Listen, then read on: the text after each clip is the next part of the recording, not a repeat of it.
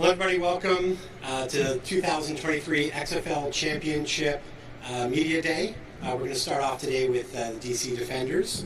And joining us right now, we've got Joe Wallace, Santos Ramirez, Jordan Tiamu, and Abram Smith. I'll start off with a question to all of you guys. What's it like to be here today?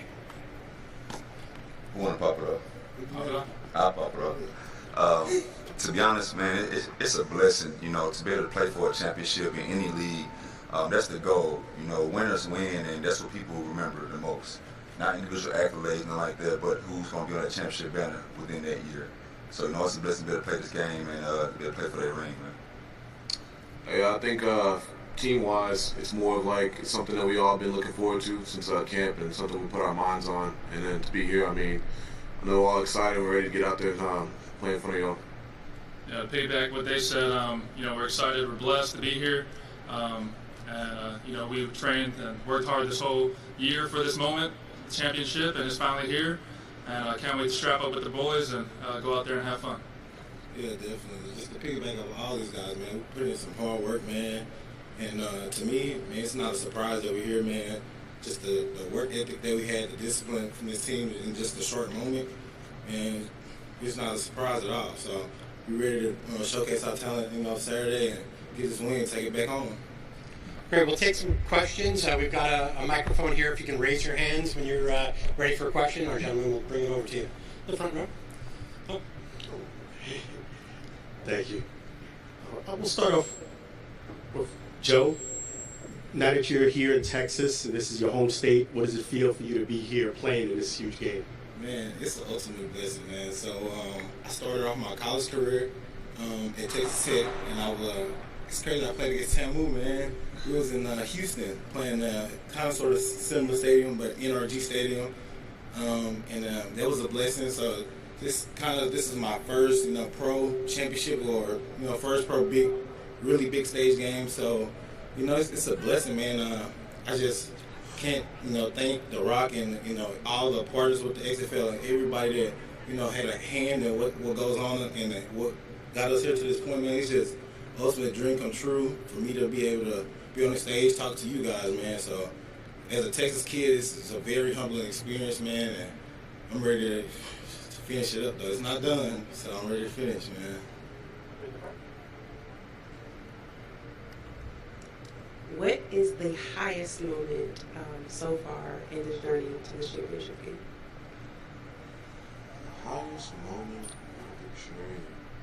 I'll probably say highest moment of my journey here with these boys was probably the playoff game. It was all or nothing, do or die for us, and we came out there. We knew exactly what was at stake, and it is hard beating a team 3 times, and we preached all week about details and playing for each other, and that's what we did. We went out there, had fun, played with each other, got that win, and I felt like that was like a huge moment for us as a team, and we celebrated after that, so it was a lot of fun.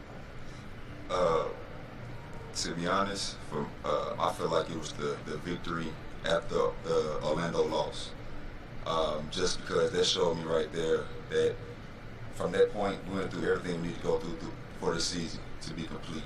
We showed that even the most adversity, the laughing stock of the week, then you bounce back and you get back on your winning streak again. That shows the type of men that we have on this team. We are adversity killers, That's how we see ourselves. We don't believe that, people thought that we would be at this point, this season. But we always had each other back. And after that game, after losing against Orlando, then winning the next week, that showed the camaraderie that we have as a team. I think for me, it was the second time we played St. Louis. I feel like, as a defense, we started off strong, man. We were easily the best defense in the entire SFL. And I don't want to speak, but, offense was finding themselves. But when we came into that game, offense exploded. AB went crazy, man. And then y'all just went back home, watched the TV copy. I already knew. I was like, we're going to play for the championship. Offense, we're there now. So I just knew after that we had the total package. We had what we needed now. We was playing off each other, offensive defense. So that was the highest moment for me when everything clicked for us, honestly. I think the highest moment for me, I can't really give like one game. I just want to get like the back stretch of it all, because that's where the offense really found a good little balance of run game and pass game, and that was something that we were looking for, and we finally found it. And you can see, you know, Jordan's out there slinging it, and I was running the rock, and then the defense is out there stopping with 3 and outs. So I mean, for us, I think that's when we became a complete team, and like Santos said, that's when we knew, like, hey, we're gonna take this all the way, take it all the way to the championship, and brought all that to the playoff game. Just like Jordan said, details, and here we are today. In the front there, Betty.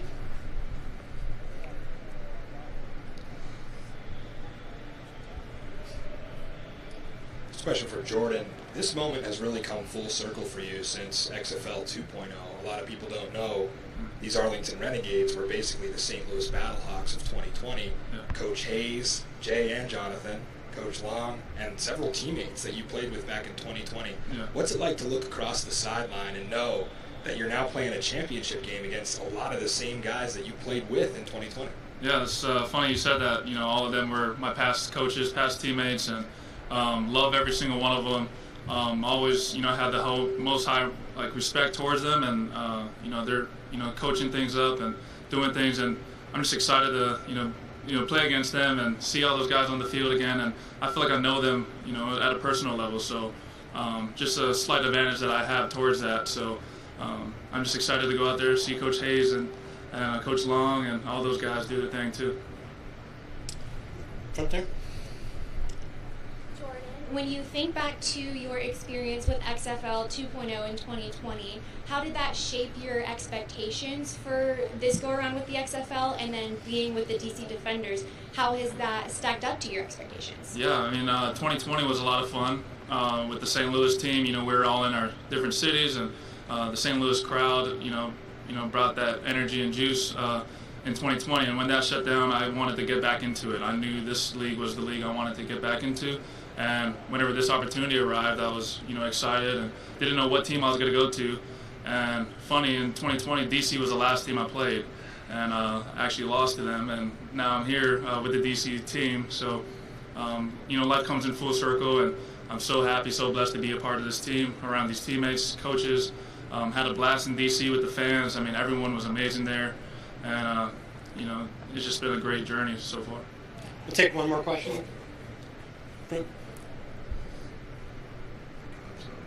My favorite question to ask you guys is, someone sitting at home right now contemplating the XFL. What advice do you have for a guy that's sitting at home wondering if he should join next year? And don't give up. I mean, it's a stepping stone to where we want to be. A lot of us, we come from the NFL. We come from, different backgrounds, wherever it might be. Just don't give up, because at the end of the day, it's not going to rain forever. The sun's going to come out eventually. So all that hard work you're putting out there when nobody's looking, nobody's watching, because Coach always says it. He says it best. What you do if you want to do it in public, you got to do it in private. Preparation, man. Something that stuck with me is going off Abram. Once you stop trying, that's when you become a quitter. That's when you become a failure.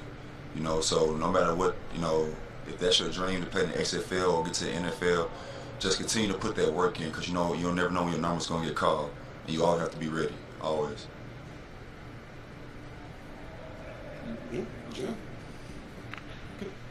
Good afternoon. To finish up our media section today, we've got our Arlington Renegades South Division champions. We're joined by Luis Perez, Abram Smith, Donald Payne, and Will Clarke. Gentlemen, I'll start with a question for everybody. What's it mean to you guys to be here today? Yeah, it's an unbelievable opportunity to come out here and play for the XFL Championship. I think this is all we wanted, when we first signed up for the XFL, and just to be in the game is a huge accomplishment, but we got to come out with the win tomorrow. Ready to compete. We started this journey back in January 6th, and the only goal, the Arlington team and Coach Stoops had in mind was the XFL Championship. A lot of guys had us count us out. Don't think we should be here, so it makes it that more special that we're here, and ready to get going tomorrow night. They all hit on it. Blessed to be here, but the job's not finished. So again, we'll take questions. We've got our microphones around the room. If you would just raise your hand, please. Thank you. I'll start with the hard question first. The question I like to ask all the guys is, there's a guy sitting at home contemplating the XFL.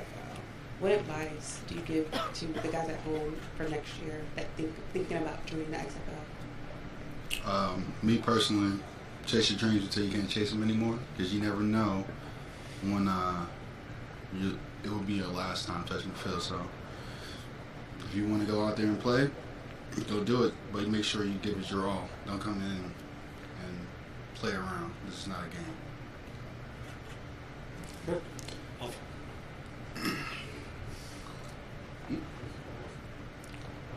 First and foremost, congratulations to all of you to making it to this point.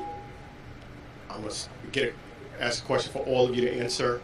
There's been over 50 players that have been selected to get an opportunity to try out for the NFL. What are each one of your thoughts on that opportunity the XFL provided for them? Yeah, I think when we first signed up for the XFL, I think most of us, that's kind of our goal, right, is to come here, compete, play at a high level, and get the opportunity to go to the NFL. So it's great seeing guys doing that. But me personally right now, I'm just locked into this game. I don't want to look too far ahead with anything that's going on. I want to make sure we come out tomorrow night with the win. Just to piggyback off what Luis said, for me personally, if it happens, it happens. I've been in plenty of spring leagues and haven't gotten a call, so that's not top thing on my list. So top thing on my list right now is that trophy and getting the job done tomorrow. Yeah, I think we all come into this league for different aspirations, different reasons. Some guys want to make it back to the NFL. Some guys want to stay here, and we have the chance to win the championship. So like they said, all our minds are focused on tomorrow night. But it is a big opportunity tomorrow, because every NFL team, every scout is going to be watching the XFL Championship Game. We have that much more of a platform tomorrow. So if you had the opportunity to go back to the league, tomorrow's the time to show it. So congrats to all those guys getting those NFL rookie minicamp trials. And we probably have several guys on this team and on DC that are going to get trials after this game is over. So, but hey, look, all eyes will be on us tomorrow. So it's time for everybody to go out and make a play if you want to get that opportunity to make it back to the NFL. All these guys hit on it. The league is about opportunity. It's a league of opportunity. So I think kudos to those guys, and a shout out to the league for doing what it was planned to do. But as we all mentioned, tomorrow's the main focus. But there's no bigger way to put yourself out there than to playing well in the championship game. Question for Luis. This will be your fourth time playing against the DC Defenders in 12 games tomorrow. Week 2, you guys had the rain. Week 4, you score a touchdown right before the half. It gets reversed. And then Week 9, falling just short in overtime in a game you probably thought you had. How beneficial is it to see a team now for the fourth time when it comes to defensive tendencies and things like that? Yeah, it's huge. As a quarterback, you try to find all these different tendencies in the defense and try to exploit them. But Greg and his staff do a great job on defense, so I'm sure they'll come out with, a bunch of different things that we hadn't seen, but we're prepared. But yeah, it's definitely an advantage. Yep, up in front. Yeah, this question for Luis. Definitely one of the things that stands out that is really remarkable is your leadership ability. I asked Coach Stoops about that. What do you actually look at when you're talking about leadership skills? What do you look at, or what do you get that from? Yeah, I think the biggest thing with our team is we have a lot of leaders on this team. So when I came, it was very easy to fall in line because there was already kind of a leadership culture going on. And when you have a lot of guys on the team that have that, it's really hard not to fit in, right? Especially kind of me being obviously the quarterback. You want to come in with a leadership presence. When all these guys up here, obviously these guys are leaders, and I just kind of fell in line, and here we are today.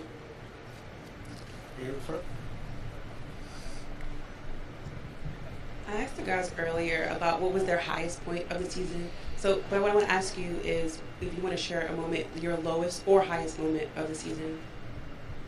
Is that for everybody or just? Yes, please. I'll go first. Personally, on my standpoint, my lowest point of the season was after the Seattle game. I actually ended up getting hurt. And ended up going on IR actually. And at that moment, I thought my season was done. Tears coming down and everything. Ended up getting a second opinion and ended up coming back, being able to play in the championship game.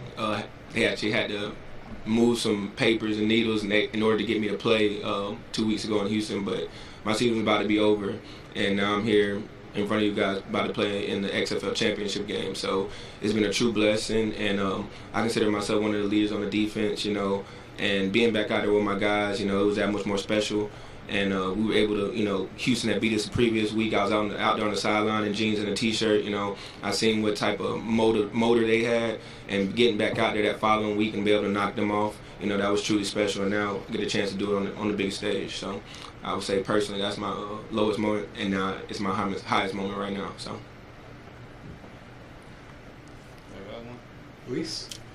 I would say me, we can go back to we were playing St. Louis, and it was kind of we were bouncing back and forth with quarterbacks in Vegas, and they ended up making a decision when we were out of the playoff run to inactivate me and play other guys that hadn't played, and that was probably the lowest moment. Coming from you have all these dreams and aspirations of making it back to the NFL. Me personally, and obviously you can't do that when you're inactive. So that was probably the lowest part of the whole season. And obviously the highest was, one, getting traded to Arlington, making that jump, and then being here today. Davion? I really don't have one as far as lowest point. Because you've been balling. No, I'm not talking personally. I think our offensive coordinator, Coach Hayes, has kept us at an even keel, so he always had us believing. So I can't think of any low points. He just kept preaching, believe. So that's what I think we've done. Well, that's what I have done. So I really don't have any low points. I think the highest point of this season for me was probably against Houston. You live with those people. You live with those guys. They're in the same hotel as us.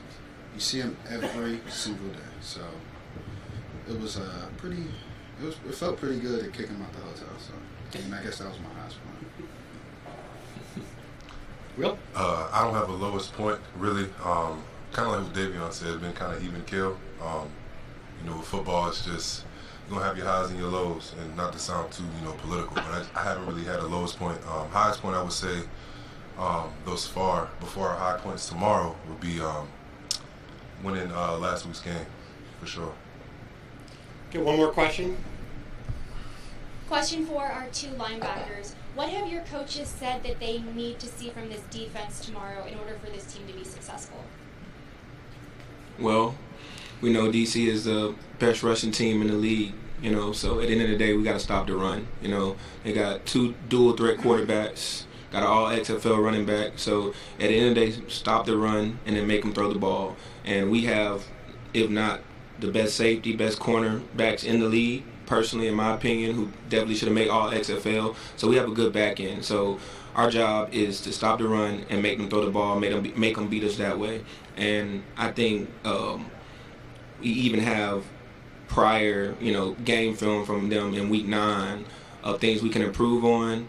And I think we've done a great job with the game plan this week. So at the end of the day, stop the run, make them throw the ball, make them beat us that way. And I think if we do that, and that's a recipe for success for us. Same, everything that he was saying, just being consistent, playing how we know how to play.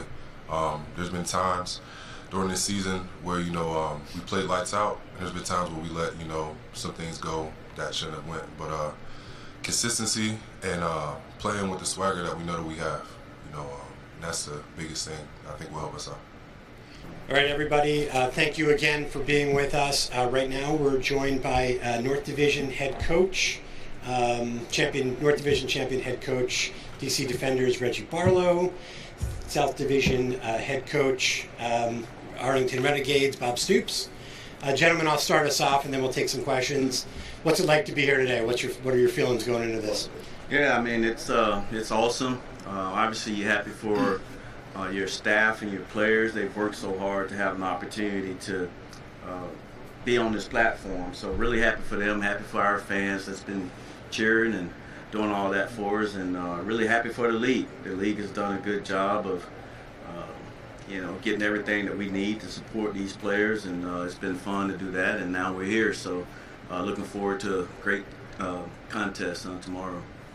I'm excited to be here, the Arlington Renegades for sure. Proud to be here sitting next to Coach Barlow, does an awesome job, and his staff, they have done a great job all year. Got by far and away the best record, being 10-1. It's pretty special. So anyway, but we're excited about the opportunity. I would echo what Reggie just said about the league has done an awesome job of supporting these players, giving them this platform and this opportunity as coaches.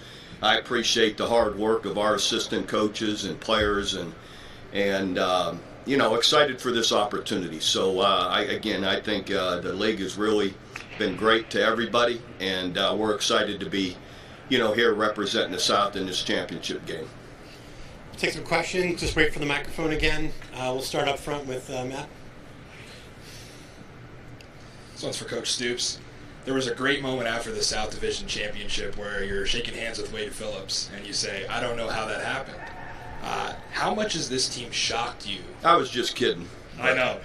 But it goes into how much has this team kind of shocked you, turning it around for all the winning teams you've been around? What is the story of this team that has kind of turned it around in the second half of the season? Yeah, we've been terribly inconsistent all the way up really into our last game, up till the divisional game. And a few things. I think we found our rhythm offensively, and that's really helped us. And I think a big reason for that is Luis Perez, our quarterback, obviously. And that was only his fourth game with us in that divisional playoff game. So I think that's really he's a galvanizing guy in the locker room. So I think that's been the biggest boost. And then the guys around him, I think, have started to play more confidently and sure of themselves also. Questions? Oh, sorry. So Coach Reggie Barlow, definitely wanted to get your take on, first and foremost, congratulations on winning the Coach of the Year. What are your thoughts on winning that award? And for people who don't know, you also won one in CIAA as well. So talk about you getting that Coach of the Year award. Yeah. Obviously it's humbling and it's a blessing to, be picked by your peers to win an award of such. But I think, as all of you guys know, without the support of the assistant coaches, there is so much that goes into being successful, down to the trainers and the video people. Obviously, Vaughn Hutchins, our director of player personnel, all of our assistant coaches. These guys have just did a great job of revering our message all year to our players. And then, of course, the players have been they've been lights out. They've taken coaching, they've trusted, and just happy and proud to be a part of this team. Really proud of them. They played well this year, and we're looking for more of that. And we always want to represent for CIAA and for the SWAC, right? We love our HBCU. You have questions? Yeah. You just touched on it briefly, Coach Barlow, but you're always giving flowers to everyone on your staff. Is there anyone in particular that you feel like maybe you left out that you want to highlight? And the same question for you, is it someone that maybe doesn't get the light and the shine that they need to, that you would like to highlight today? Obviously, once you get the name and names, you always leave somebody off. So I try not to do that because you do it, right? But just throughout the course of the season, getting text messages from friends and coaches, family members, everybody. So obviously, to win, you got to have a lot of support. All the way down to Mansfield, where we get to practice at, and allowing us to have that facility all year and making adjustments, whatever we need. And a Bowie High School there in Arlington, when it rained, allowing us to come in and still be able to practice. So there's just so many people that's a part of this. Obviously, I said, like, you get the name and people, you're going to leave somebody else. But just grateful for everybody, grateful for our players, really grateful for them and their families, because a lot of these guys had to leave wives and kids to come and be a part of this. And we made sure we tried to recognize them. I think one week I made everybody on the team, coaches and players, send roses to a loved one to show their appreciation while they're away. So we try to be intentional about giving the people their blessings while they're still alive. So I agree with Reggie. I'm not much on naming, singling any one person out by name, but I think they've got people, and Reggie mentioned these guys, the people behind the scenes, our managers that are doing all the laundry, getting lockers set up. Our managers, trainers behind the scenes in there early, treating people, keeping them on the field. Those are the kind of, the teams that don't get recognized quite as much. And in Arlington High School, I appreciate Reggie talking about the high schools. Arlington High School in our area really has helped us when we've had some inclement weather and been able to go over and use their facility, and that helps. Coach Stoops, what are some of the similarities and differences in your preparation when you think about the XFL Championship in comparison to some of the big college games and championships that you coached? Well, there's not much to compare. Those college big bowl games, you have 4 and 5 weeks to prepare, and this you only have a couple. And, you don't have the number of players to practice with. I did half of our bowl prep used to be like spring ball, where we took the seniors out and just used the young guys. Well, we're not, you can't do that here. So anyhow, there's not a lot to compare really, but we've had plenty of time to get prepared and ready, and that part of it, seems natural. Yeah, this question is for Coach Stoops. Talk about Luis Perez and his leadership. He's shown that he can really step up and be a leader of this team. Talk about the impact that he's had so quickly on this team. Yeah, Luis has really had a strong, major impact on the team. First, with his work ethic, he's up there late studying. He'll get the guys in over at the hotel and go through some things, and he just really has pushed himself to digest the entire offense, and now he's out there directing it, and and he's been a big influence on the other guys of doing some extra work, make sure you're prepared, and and then he brings them confidence on top of all of that. One more question? I thought you guys played an excellent game together in Week 9. One of the games of the year. It comes right down to the end in overtime. For both of you, what did you learn about each other and about the opposition after you played that game, and now you're able to evaluate that film going into the championship? Well, obviously the respect that we have for Coach Stoops and his staff, we knew, that their team was going to be prepared. They're a physical defense. As he mentioned, Perez, this guy, I love seeing people getting their opportunities, right? What he gone through with the other team, and now getting somewhere with a system that fits, where he was able to have more confidence and really play. We know about his leadership, and those are the things that we talk to our team about. Is this team is really good. They got outstanding players. They've done a good job of building this team, and they're going to compete. Extremely physical up front. Their D-line, the running back is outstanding downhill guy. So just a well put together team. Obviously, Coach is. You asking about championships, like which one? He's won so many, he's been a part of so many, and we're just honored to have opportunities to engage in situations like this with Coach, and then obviously my best friend is his biggest fan, which is crazy. So, that game was a really good game, and we expect the same for this one. Yeah, I'd say same as, some of the things coming into the game, we felt if we could really be strong against the run game, we'd win. Well, they beat us throwing the ball as much as running it. So that part we learned that we've got to be really good each side of the, pass and run. And I think they do an awesome job offensively, calling plays and getting in the right situations. And Jordan Tamu, who's the player of the year, well-deserved, can do it all. Can throw, can run. You could tell gets in and out of good, the right place. So really solid that way. And defensively, they're multiple with Coach Williams. You see all different styles of blitzes and different coverages that can confuse a quarterback. So you got to be really sharp at figuring it out, or making sure you're protecting the ball. Those kind of things. And anyway, and again, I've followed Reggie, everywhere he's been. I've paid attention to guys that win, and so I knew, Coach Barlow's a winner, and he has been everywhere he's been. So when you recognize that as a coach, and you pay attention to guys that are winning.